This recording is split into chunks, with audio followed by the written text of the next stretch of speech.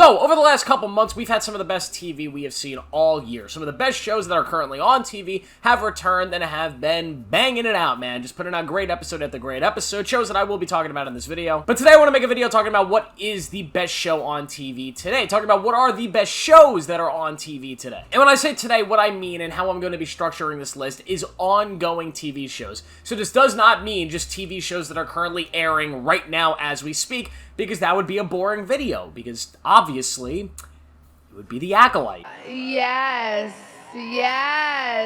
So these are shows that might be airing right now, maybe they haven't aired in a couple years, but they're shows that are ongoing, meaning that they are in the middle of their run, and there will be more seasons of them in the future. Meaning they haven't been canceled, and they're not finished. So ongoing. And this is a list that, is always changing, and it's a list that has definitely changed over the last couple years. If you look at the last 30 years of Hollywood, of the world, of TV, it's always kind of goes through these weird stages of having multiple shows that usually sit on top of that mountain. For example, in the early 2000s, you really had The Sopranos and The Wire. In the late early 2000s, you had Lost that was kind of running shit. The early 2010s, Breaking Bad, Mad Men. Kind of the mid 2010s, it was The Walking Dead and Game of Thrones. And then the late 2010s, early 2020s, I think it's pretty clear that it was Succession and Better Call Saul that were kind of running shit. Now Succession and Better Call Saul are over, so now we can break down who is the king today, or who are the king and queen, maybe, or the king and little princelings. I don't know, let's get into it. These are also in no particular order, but the last two that I talk about are the two that I think are the top two shows on TV, but everything else, no particular order. I just kind of want to go through them. First up is The Last of Us. Now, this is a difficult one to classify as one of the best shows on TV because it is a show that is directly adapting a video game, arguably the greatest video game of all time. The first season of the show was absolutely excellent, despite the fact that it is pretty much a beat-for-beat remake of the game, but everybody involved with the show did a great job of capturing what made the game so special. The gritty world, the amazing characters, the relationship between Joel and Ellie, brilliantly played by Pedro Pascal, and Bella Ramsey, who truly brought these characters to life in the best possible way that they could have. This show was absolutely excellent, and when it did actually change stuff from the games, like the Bill episode in episode 3, it turned out to be some of the best TV and television that we had gotten from the last. Some of the changes they made were easily the best parts of the show. But yet again, we know the direction the show's going in, we know what to expect, there's not a lot of mystery here. Therefore, can this show really kind of go above some of the other shows that I'm going to be talking about today? I don't know, but The Last of Us is really great. Yellowstone. This is one that I really wanted to mention because I am a big fan of Yellowstone. I binged this whole show in a week. And there's a lot of episodes. Yellowstone is essentially a modern Western. It's kind of like Game of Thrones meets Western, meets ranching and family dynasties and Succession. It's just kind of a weird mix of everything. It's extremely melodramatic. It's definitely a show that's made for your parents, not for you. But that's okay. It's incredibly entertaining. Kevin Costner is so much fun in this show. All the characters and the whole family genre and the whole family drama around this family and this ranch is incredible. The violence is great. The vibes are fun. This is just such a fun show to watch because it makes me feel cool. It makes me want to be a rancher in Montana. The music's awesome. The ride's great. The show definitely has its weak moments. It's not the best show on TV, but it is incredible, and I'm sad to see that it's kind of coming to an end.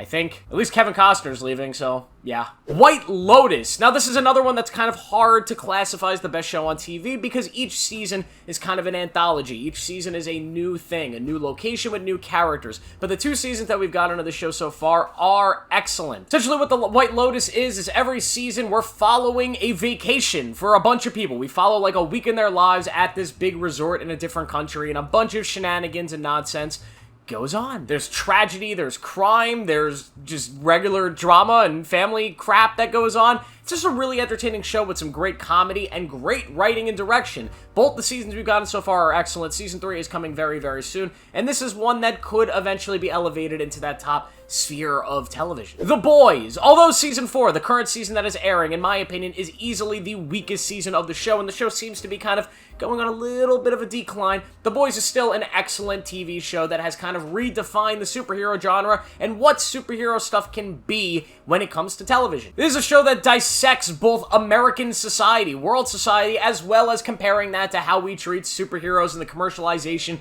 of that whole genre. It's brilliantly done. Anthony Starr as Homelander is one of, if not the most iconic character, I think, in the history of television. I mean, what he has done with that character and that performance is something we're going to be talking about for decades and decades after the show has concluded. Even in its worst season right now, it's still incredibly entertaining and so much fun to watch, and it's easily one of the best shows on TV that needs to be mentioned here, but I don't think it's the best. Invincible, another superhero show that kind of redefines what the superhero genre is. Invincible only has 2 seasons, but this is something that really could eventually become arguably the greatest animated show we've ever gotten. It's brutal, it's gritty, it's a show that only Robert Kirkman could have really pulled off when it comes to the storytelling in his comic book here. It's so great. The voice acting between Steven Yeun and J.K. Simmons is amazing, and I cannot wait to see where the story goes next. This is easily one of the better shows on TV. The Walking Dead. Now, this is a hard one to talk about yet again because The Walking Dead is kind of over, except it's not. And I know there's a lot of people out there that hate on this show, that kind of checked out of this show and just kind of shut it off around season 7, season 8, and I've never checked back in.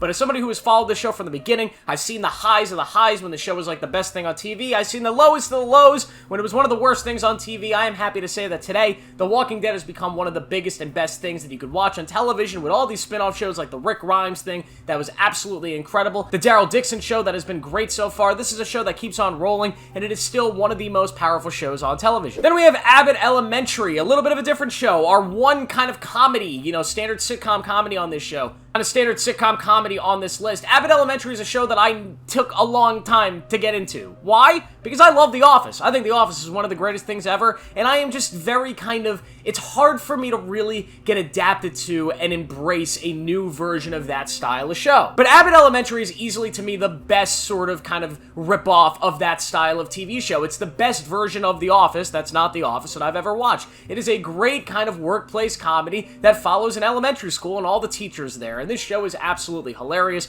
It has a great cast, and it just keeps chugging along. It's had 3 great seasons. Season 4 is coming later this year. This is easily one of the best sitcoms in the modern era, and it's worth mentioning on this list. Couple Apple TV ones. I want to give Apple TV a little bit of a shout out because they've been kicking ass. Severance. We've only had 1 season of this show, so it's hard to really mention it as one of the best shows on TV, but this one has potential. It has potential to be one of the best. Severance is incredible, and I don't want to talk about it too much because if you haven't watched it, I don't want to spoil a single thing about this one, but it is one of the more unique sort of sci-fi thrillers, one of the more unique ideas that we've gotten in a television show. It's so great. It's so amazing. It had one of the best cliffhanger endings to a season I've ever seen. Season 2 is coming not soon enough in January. My God, this thing was filming like a year ago and it's coming in January. Why 6-7 months? What's going on, guys? But Severance is amazing. Go check it out. And Silo. This is another show that we've only gotten 1 season of so far, but it is fantastic in my opinion. Not enough people watched it. It's a very, very well thought out dystopian sort of sci-fi show that is it's adapting a book that I haven't read yet, but I really want to. It follows Rebecca Ferguson, who's just a powerhouse of an actress, and she's so good leading this show, and it's a mystery show. It's about conspiracies. It's the whole thing takes place in this silo where humanity has been kept in this small contained area. If they leave the silo, they die. There's a lot more to it than that. I'm doing a really bad job at selling it, but go check out Silo. It's amazing. Shogun, another show we've only had 1 season of, but I will say Shogun, out of all of these shows that I have mentioned, has the best single season of television of any of them. The first season of Shogun is maybe the best season of TV I have ever watched in my life, because it's adapting a book that's pretty open and shut. There's a book that has a chapter 1, it has a page 1, and it has a last page. They adapted the whole thing.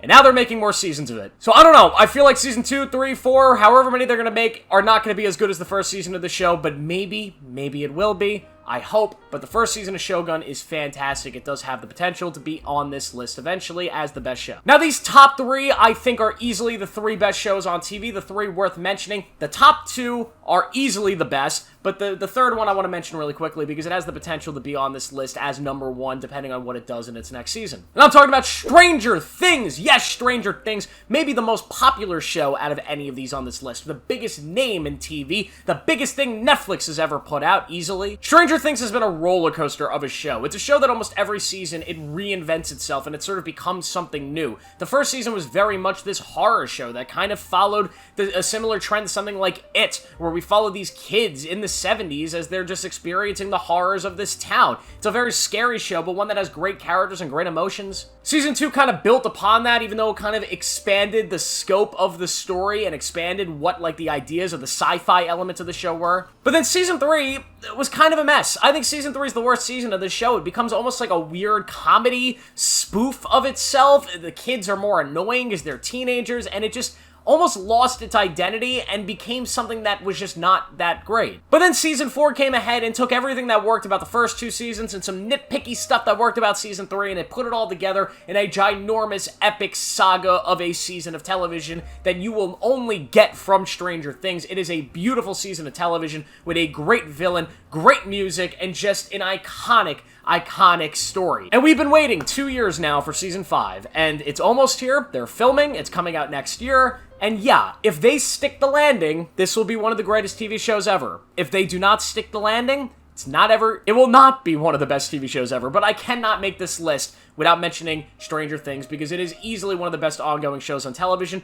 I think the 2 shows ahead of it, in my opinion, are a little bit better. One of them, mainly because it's actually releasing seasons regularly versus Stranger Things. It takes like 3 years to get one season, which is insane to me. But yeah, Stranger Things, it's incredible. Next up is The Bear. Yes, The Bear, you can make a very strong argument, is the best show on TV right now. How can you not make that argument? They just released Season 3, which in my opinion is still the weakest season of the show, but even its weakest season is better than 99% of the shows out there. It's still incredible. But The Bear is such a unique, fun experience of a show that breaks down kind of the realities of running a restaurant and being a cook in that industry. It is a chaotic show, but controlled chaos. It is a show with great fast-paced dialogue that is both hilarious, some of the funniest jokes you'll see, but also smart and dramatic. It's got great characters led by a great cast, with Jeremy Allen White's Carmy being the centerpiece of the show, who's amazing. Ayo Edebiri being so good. The whole support cast is amazing. Richie is my favorite character on TV right now. You get amazing cameo appearances from some actors that you would never expect to be in this show, and when they appear, they're not just here to say, hi, we're cameoing. No, they're there to steal the damn episode. They put in some of their best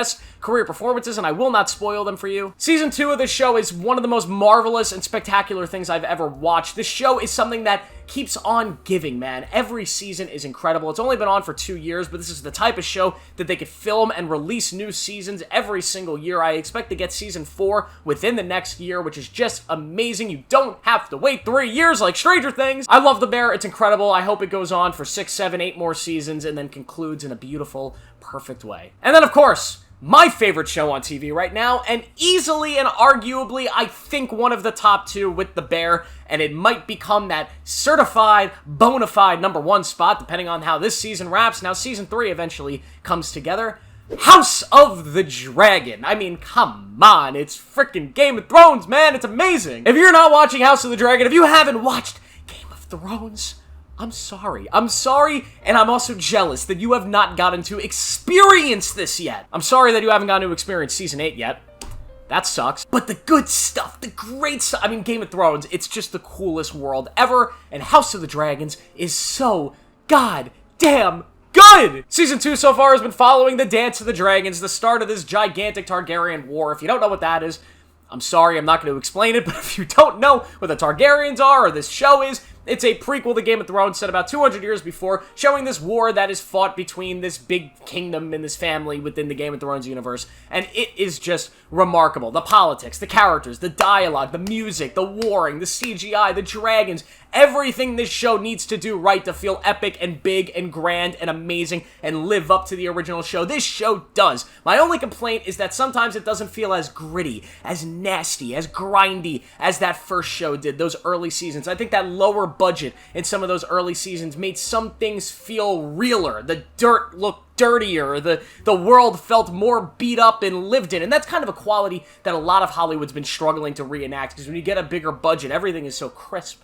and beautiful and so CGI. So that's my only complaint. Sometimes the world looks too clean and too pristine compared to what it looked like in Game of Thrones, where it looked a little grittier and nastier. And the world of Game of Thrones is gritty and nasty and brutal and kind of evil at times, but also just so damn fun! House of the Dragons is just a perfect adaptation. It is a perfect version of this world that has reclaimed what we lost in Season 8 and Season 7 of Game of Thrones. It has brought back what Game of Thrones should be, which is this ginormous, epic fantasy masterpiece that you watch and you think to yourself, this shouldn't exist. This should not have been possible for one man to have thought of and for a television crew to have made. It is too amazing to be real, and that's what House of the Dragon is. It is, in my opinion, the best show on TV alongside The Bear. But like I said at the beginning of this video, this is an ever-evolving list of TV shows. Within 5 years, this list will look completely different, and that is the great thing about television. There are constantly new shows, constantly shows ending and starting, and that is the beautiful thing about this medium. So guess what? In 5 years, I'll make another list, and we'll take another look. I think House of the Dragon